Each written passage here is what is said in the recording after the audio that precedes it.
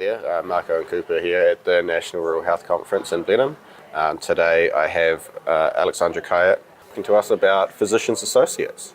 So welcome. Thank you. Thank you. So I think the first thing to ask is, what is a physician's associate? So a physician associate is a medical practitioner. We train as generalists. Mm-hmm. So essentially we practice medicine under the supervision of a physician, but that's generally not direct supervision. Mm-hmm. They, can offer us support when needed, and we practice under their scope. As far as our training goes, in order to enter a PA program, which is a master's degree, we'll get a 4-year bachelor's degree and do certain pre-med prerequisite courses, just like the doctors do to enter their medical training in the States. We also have to have direct patient contact hours.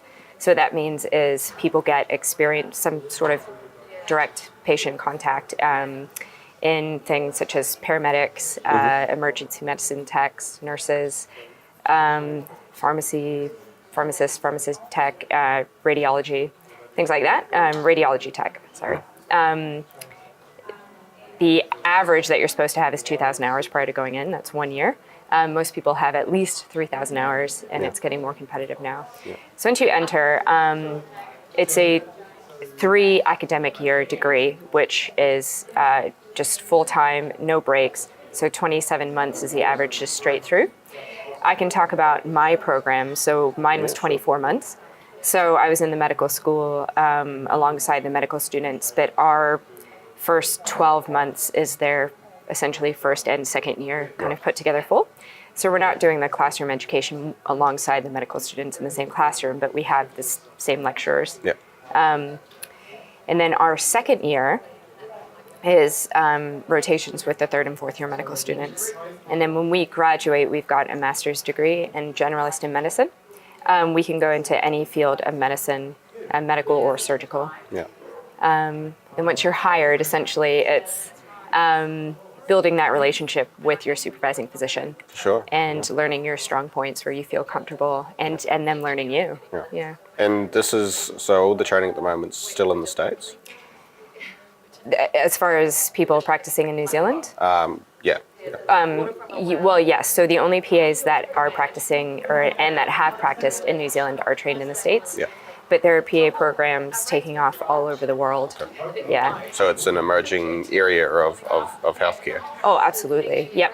So in the early 2000s, the UK started to have trials of PAs there, and that took off pretty quickly. They now have 31 PA programs and 3 on the way, and 600 practicing PAs and 1,600 students at the moment. Wow. In October, their government announced that they're going to regulate their PAs, which is really exciting. So that will allow them to go down the route for prescriptive rights as well, as they're taught pharmacology. Yeah. And if there were people in New Zealand interested in the PA training and the PA scheme, how would they go about that?